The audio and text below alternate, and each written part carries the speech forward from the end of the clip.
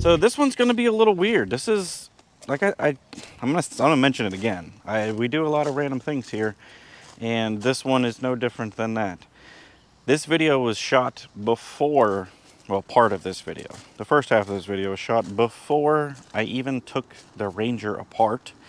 This video was shot before we body dropped the Caprice. All of these things have happened, and things have happened to the Mazda since then. I just never posted it because I never finished the video. We're going to finish the video today, like a year later, so stick around. And then there's, at the very end of this video, or towards the end, we're doing a giveaway. I've been doing giveaways for weeks now. We're giving away air filters, t-shirts, and stickers. So you could potentially win if you entered last week, and then you can re-enter again this week. Stick around. Welcome to the channel. My name is Crawford, and this is Virginia's for Lowriders. Normally, this is what we would be doing on the channel. We have been building this truck on the channel for over a year now. The Caprice pops up occasionally. We build things that go up and down. We're mixing it up. We have a lot of builds in progress, but this time we're doing something, again, like I say it all the time, we're doing something a little different.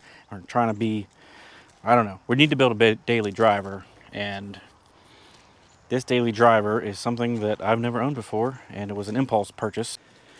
This is my 96 Toyota Crown Majesta.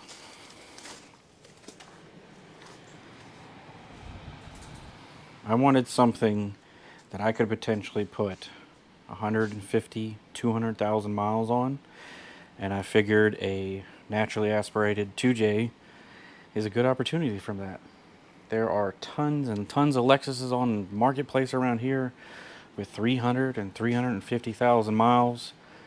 Very similar drivetrains to this, except for this one is very hard to buy parts for, which was not the best choice on my part, but I couldn't resist. I did a lot of research. I went to a place that sells JDM cars. I said, I'm gonna buy a Mark II, 97 Mark II. I got there, and this was just pulled into the lot. Wasn't even in their system yet. I was like, I'm gonna have to say it, but this is way cooler than a Mark II. Mark II looked a lot like a Camry. This looks like a weird blend of a Lexus, Mercedes, Cadillac, all into one really cool looking car. I've never owned anything JDM. I've had a lot of imports over the years. I've put hydraulics on imports over the years, but this one, we're not making it go up and down. We're trying to do a cheap, budget-ish friendly JDM Daily Driver. That's the goal. I have a lot of parts for this car. Whenever you're looking at JDM cars, one of the things that you need to pay attention to is the grade of the car. This is probably like, if I had to guess, because I didn't get the paperwork, probably like a 3.5 or 3. It's pretty low. It's kind of in the middle. It's not a total rust bucket. It doesn't have any rust on it at all. It's not completely covered in big dents and huge scrapes, but it isn't perfect. It has scrapes. It has scratches. It has some stuff that I need to PDR, but it's a great starting point for something I plan on driving every single day. To get it up to par on JDM vehicles, a lot of them sit for many years, or they're not driven very often because of their taxes and the way that they do things.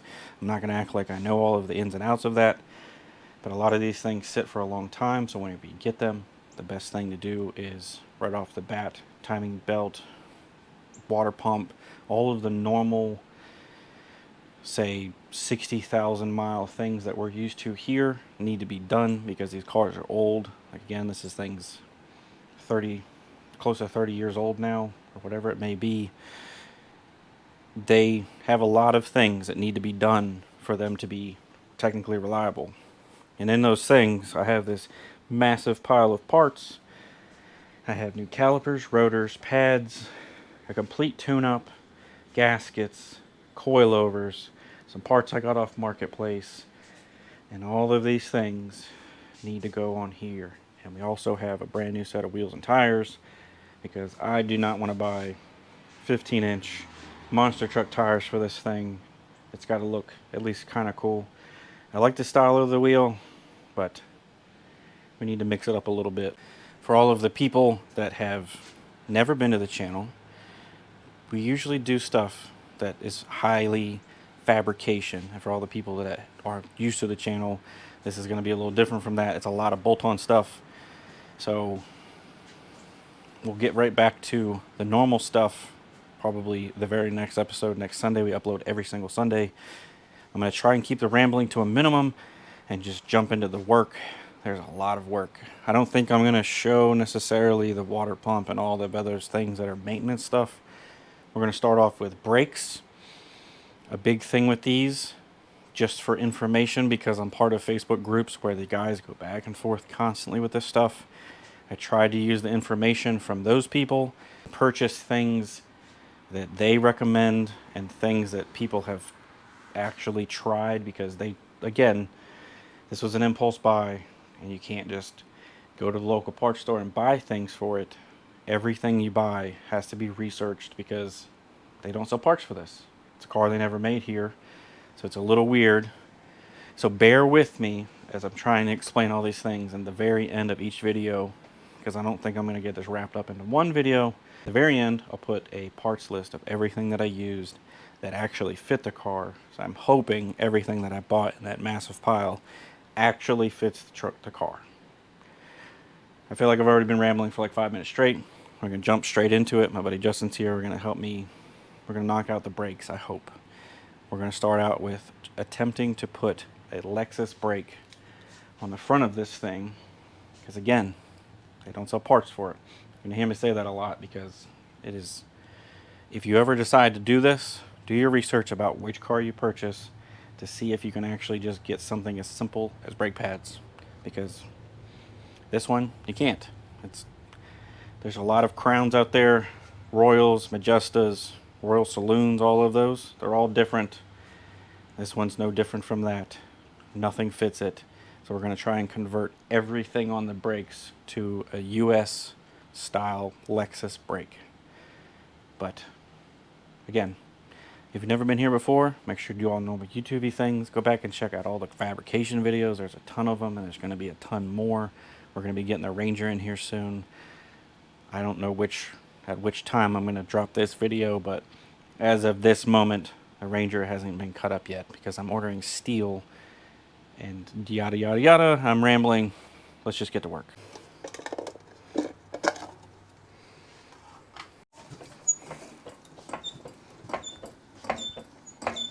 So this car has been lowered quite a lot, but it has drop springs on factory struts, and I'd like to do away with that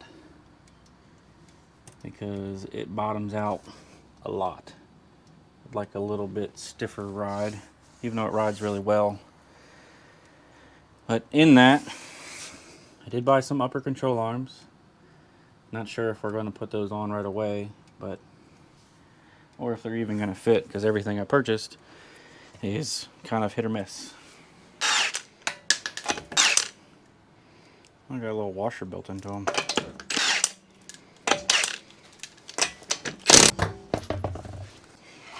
This looks like a trailer tire. It is kind of an odd tread in it. So there's been a few things that I've seen just changing the oil. I've had it for a couple months now.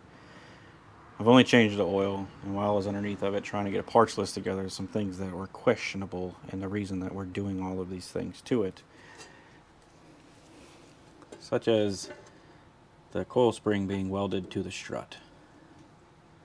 I don't know what brand those are. They don't have any numbers on them anywhere, and they just jammed a rubber isolator of some sort in there.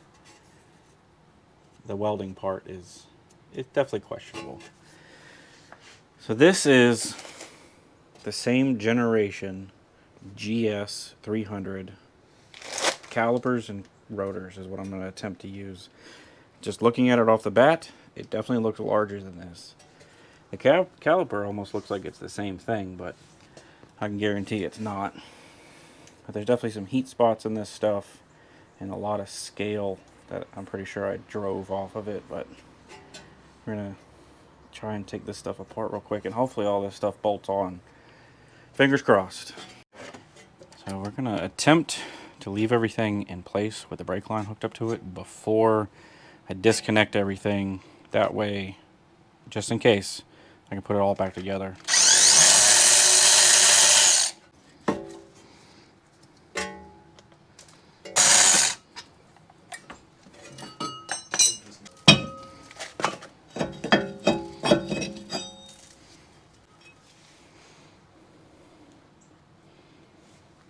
That's probably an inch close to it. You can see that there's probably close to an inch difference between the ones we're taking off and putting on. You can also see all of the rust and the heat spots, and the reason why we're doing this is these don't drive the best. I could probably get them cut, but I'd much rather just convert it to something I can buy from a local parts store right off the bat. So it of course is going to fit right on because of the same lug pattern, but like Justin said, the heat shield is definitely in the way. I have to get a little bendy with that.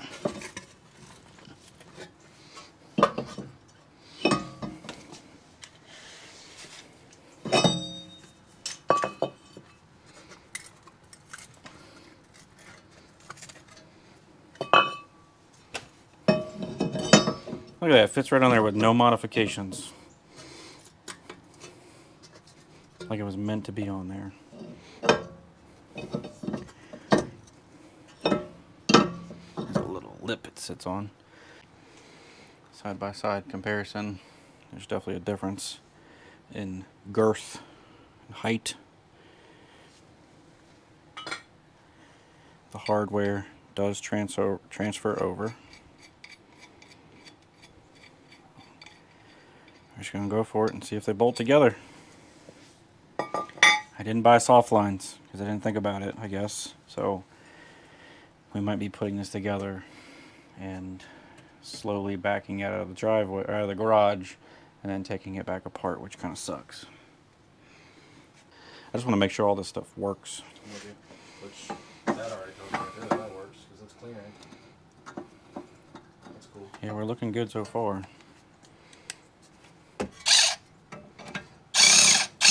Off. It sounds so crunchy too. So that looks good. It does look good. I don't know, man. It's pretty good. It does. We have clearance between everything. You're already wiping the coating off of the rotor? I don't recommend reusing rubber hoses, but I don't really have a choice today because we're impatient and we want to do something cool. Alright, so I got the other side together, and I'm not going to spoil the surprise, but it looks pretty awesome with the new wheels, which we haven't discussed those yet. I'm going to go through and actually talk about what we're doing here on this side, since we just spent the last like 2 hours trying to figure out heights and stuff, which it's probably a little too low for what it should be for daily driver stuff, but we're going to get this side zipped apart, and then I will talk about exactly what we're doing, and what we're replacing, and what parts we're replacing them with. If you buy one of these vehicles, jack it up from the hard points in the bottom of the car. Do not jack it up from the pinch wheels, because I don't think they're meant for jacking points in this car. The ones on this thing are ruined. They are... It's going to be a couple hours worth of beating and banging to straighten them things out. Somebody... Oh, I see what happened. They cut the bottom of the capsule nut off. What? Why? It's like cut with like a grinder.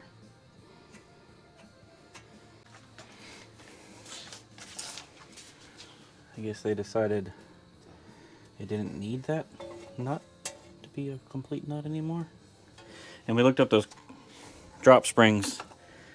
You can get those drop springs for like $35 off of the Japanese websites. Those are terrible drop springs, and they welded them to the factory struts, which is... It's Pretty cool move. Classy. Yes, classy. That nut. Hassle nut is. There's almost nothing left of it. Yeah. It's down into the hex, more or less. What is Actually, wrong with? it's hex all the way down where it's cut too. What is wrong with people? At least you know Japanese people aren't any more stupid than what Americans are. Yeah, there's definitely some American way type crap there, but also welding the coil over or the coil to the strut is some pretty ghetto stuff. I understand what they're trying to accomplish there, but there's got to be a better way.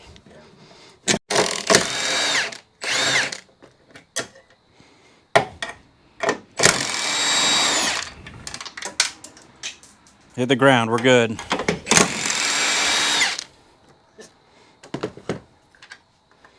Literally took the words right out of my mouth.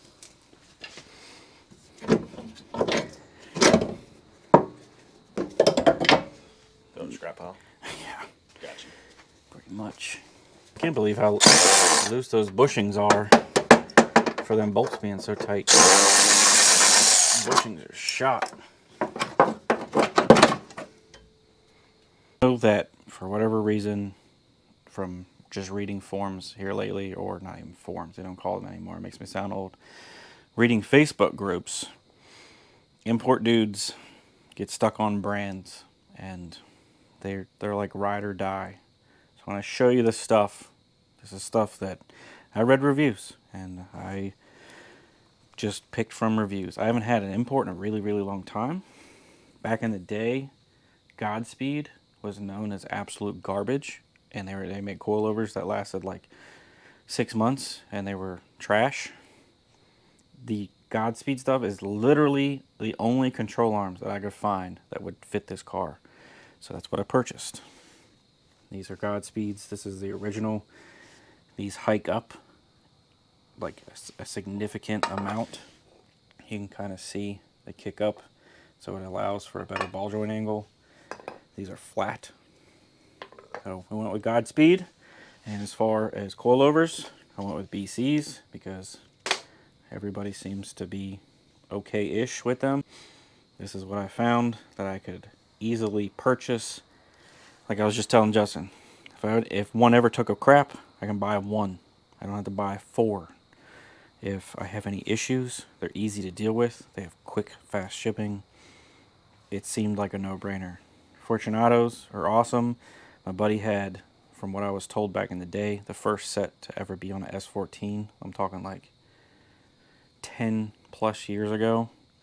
And they were awesome coilovers, but it's hard to beat $1,500 for something that you're going to daily drive. We'll see how long they last. The weight difference between a factory strut and El Cheapo drop springs is crazy. I'm going to see if I can find a scale in the garage. But this weight versus these things is ridiculous. This is, of course, this isn't compressed, but we've been going over heights and we think we figured out a good height. Of course, not for the rears, but these seem actually very nice for the money.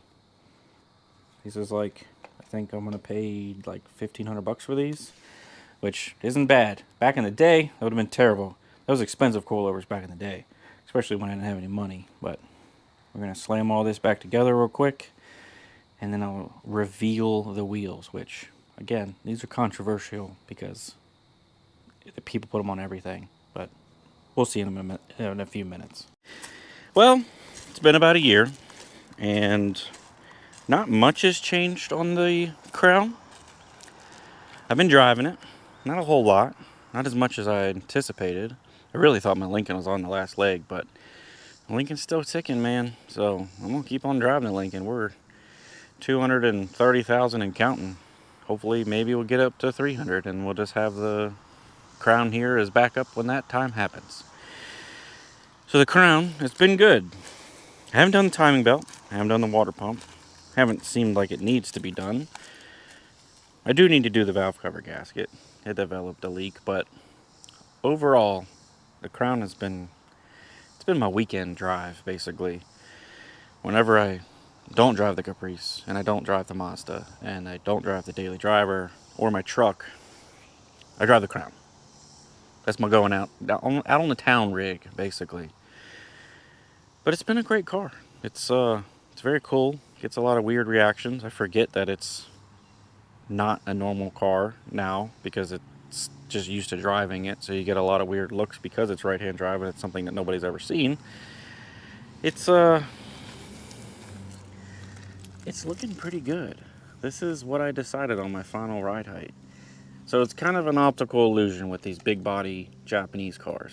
The rear wheel well is lower than the front wheel well. So the rear kind of looks a little bit more tucked, but the car is actually at a rake. I don't know if the video really picks this up, but here's the wheels we chose. Enki RPF ones. Like I said in the end of what was supposed to be last year's video, they're a little controversial because some people hate them because people put them on everything. When I was growing up and starting to get into imports, because I have had a lot of Hondas, a lot of Integras, a lot of Toyotas and everything that you can imagine. I was a car hoarder, trader for a very, very long time. Still haven't kind of got out of that yet, but Enki RPF 1s was something that I couldn't afford. They were expensive. They're still kind of expensive, but I have grown-up money now. And grown-up money allows me to buy things that I've always wanted. And one of those things is Enki RPF 1s. And the silver matches the upper body line paint so good. It looks great. I am very happy with the look of this. And after this year has gone by, I also realized that the calipers that I bought that are supposed to be coated are in fact not coated and they rusted. So, good job, Rock Auto. That's one thing. I need to take that apart.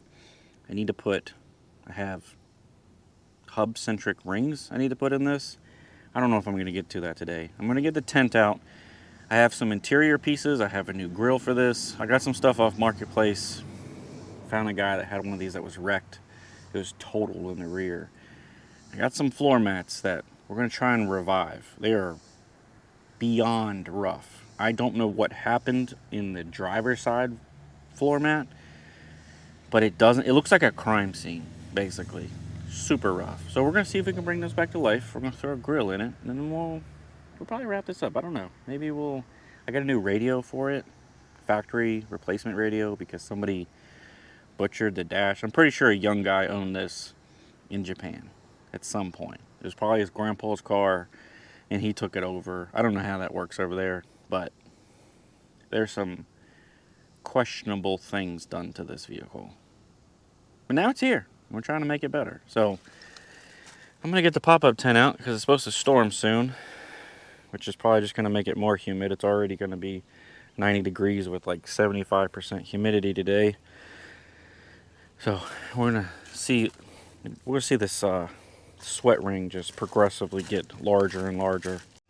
So got my beautiful seat cover here. If anybody knows of a seat cover that I can guarantee won't bleed off into, these are made out of some kind of wool apparently, that would be appreciated, so I can stop rocking the sheet.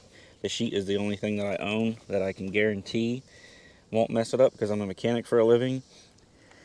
It's a little sketchy getting in and out of this thing. As you can see, it still has some other dude's grimy arm stuff on here. I don't really know how to clean this, so I've been so hesitant about cleaning it because I don't want to ruin it because it's 30-plus-year-old glue, and I am afraid to put steam on it. I think steam is like the only way to clean it without guaranteeing I'm not going to mess it up. But if you know any detailing tips on how to clean 30-year-old wool in a Japanese car that we didn't get this type of interior, let me know. But when I got the car, it has these super, super thick Lexus floor mats that don't match. They're very, very plush, and they're nice. And I'm probably going to leave this one in here for daily driving purposes because I don't care about them. But we need to get those other ones cleaned up. As you can see on the dash, somebody just absolutely butchered this to put this single dent in here. This works when it wants to, occasionally. It kind of sucks. According to the people on the Facebook groups, there's like one guy in Australia that can rebuild them. Maybe if you know somebody that I don't have to ship it to Australia and wait for 4 months, maybe I'll get that rebuilt. Because it would be pretty cool to be able to actually see what you're adjusting rather than just bleep blooping and pushing buttons and hearing things go off. But outside of that, the interior needs a good detail. We're not going to get in that today, but we will. We'll show you the big old box of parts that I still have to put on this thing. The rear brakes didn't work out. I didn't mention that. I bought rear brakes that people said would fit this car, and they do not fit this car.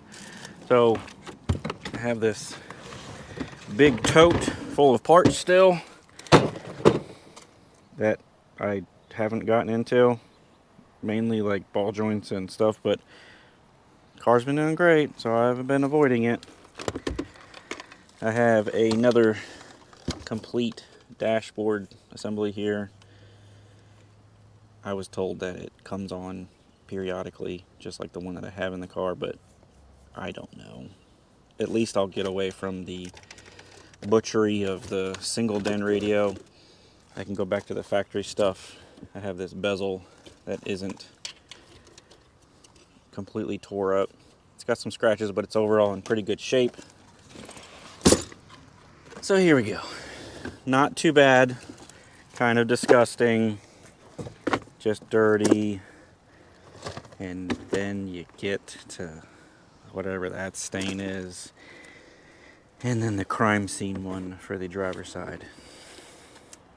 We're going to try and power wash this and cross our fingers real tight. If I can get away with getting the rest of them cleaned and that one's still kind of iffy, I'll be okay with it. Because these are very cool looking to me. Super 90s. We're going to bust out the power washer and probably the tent and see if we can bring these back to life. And then I have the grill. I don't know where the grill is. Maybe the grill's still in the car.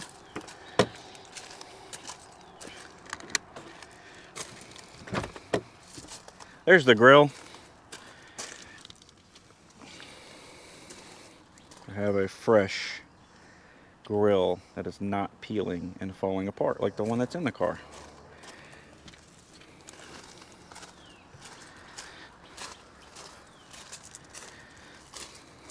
You see, this one's delaminating. Not really sure what's going on here. So, the car still needs to be wet sanded, buffed, all those things, and fully detailed. It has this weird stain. I don't know if this was double stacked at some point and brake fluid leaked onto it. That's kind of what it seemed like, but there's a pale spot in the paint. Another thing we got to fix, but I got to go get that tent and I'm starting to melt already. So there's actual chemicals that you should be using for this. I don't think that. I think we need to just jump straight to the end. We're going straight to degreaser. I don't want to mess around with it basically, because I know whatever that is going to take 10 different kind of chemicals, and I'm probably going to end up doing this anyway. I don't recommend this. I use this stuff on everything. Y'all have seen me use it to clean a lot of stuff. It's cheap and effective, and hopefully it doesn't bleach this material. I've only ever had it do that on one thing in my entire life, and I use this stuff a lot. I probably bought 200 gallons of this stuff in my life, 24 ounces at a time. But we're going with the good old Awesome from the dollar store. We're going to put this in a pump sprayer. We're going to soak these down. I think we're just going to start with the really rough one because it doesn't really have much of a pattern left. It looks like somebody literally bleached it at some point or something, because you can see what was supposed to be there. So we're gonna go with that, and we're gonna see what happens. If it works, we'll just continue it on to the other ones. We're trying to go for better than crime scene. That's our goal.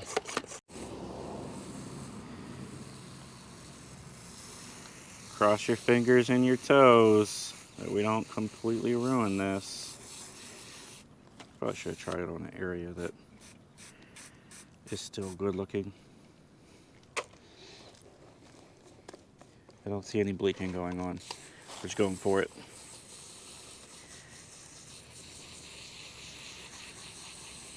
This thing is disgusting.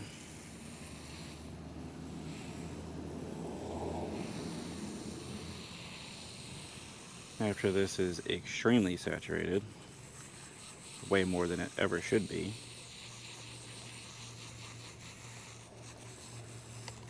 we're going to take this cheapy Amazon wire brush thing, drill brush.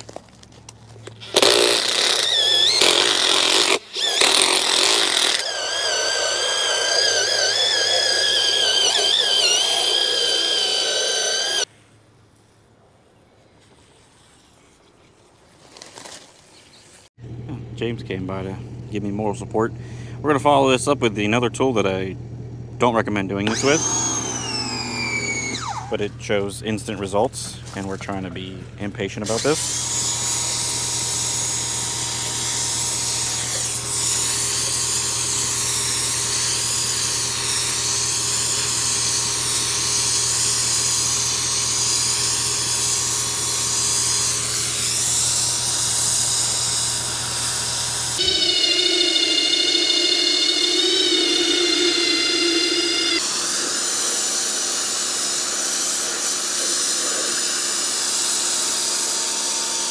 So for the other ones, that one's looking pretty good compared to what it was.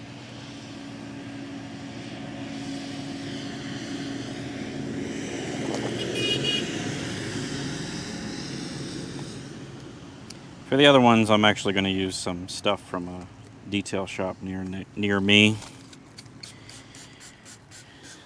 that's intended for things like this, because these aren't nearly as bad. This is actually like a couple step process that's supposed to chemically remove, like, I don't know anything about this stuff. I just buy products and try stuff. I can tell you that the stains that I just sprayed this on, you can't see them anymore, which is kind of trippy.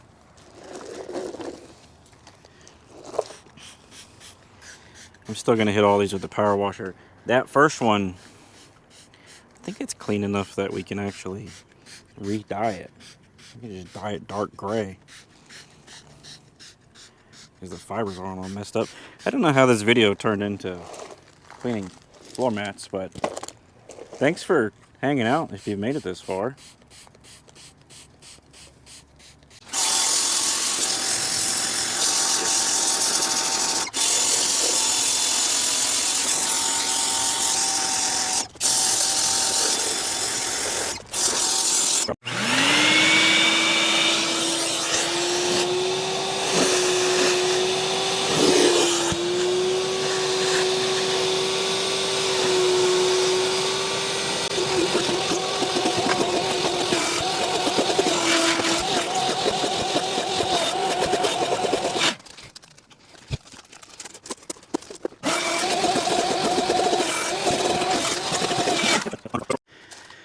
It's not perfect, which I didn't expect it to be, but the other ones look great. The other ones cleaned up super well. Still unknown stain there. And of course, the crime scene looks rough. I definitely think I want to try and dye that. I think that's the move, because the rest of it looks good. But as you can see, I have changed tones of gray from leaking out of my face.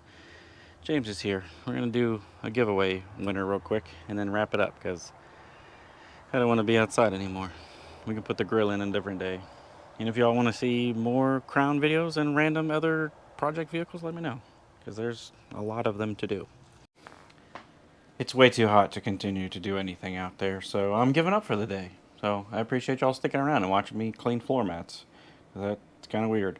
I'm 5 away from the next subscriber giveaway, And that's close enough for me. So somebody's going to win some stuff.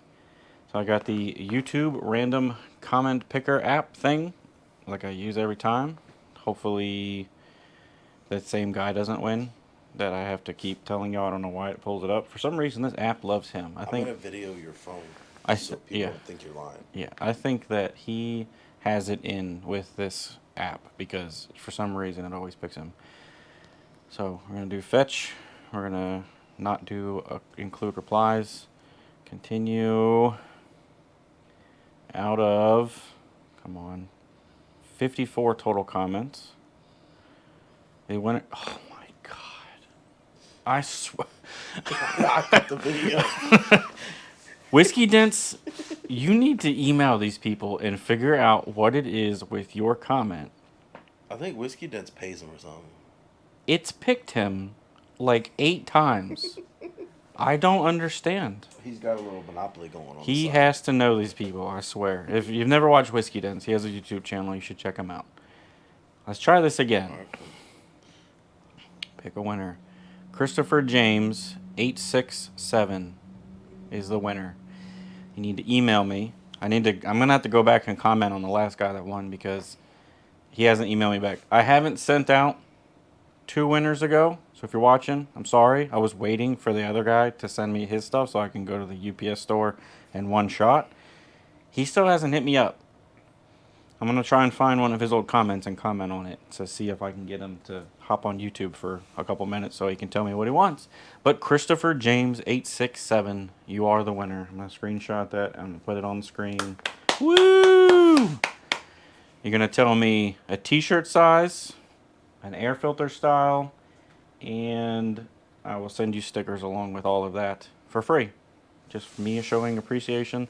And like I've said, I'm going to continue to do this until I'm out of air filters.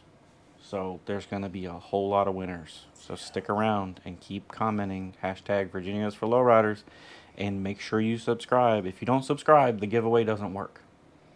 And I already know that there's like 54% of y'all that come every week. I can tell. It tells me. Every week you're here and you haven't subscribed for some reason. You keep coming back, but you haven't hit the button. So Maybe they have commitment issues, Chris. maybe. Maybe they. We'll get back on the Ranger next week. The bolts that I ordered hadn't showed up, so I figured we'd finish this video this week.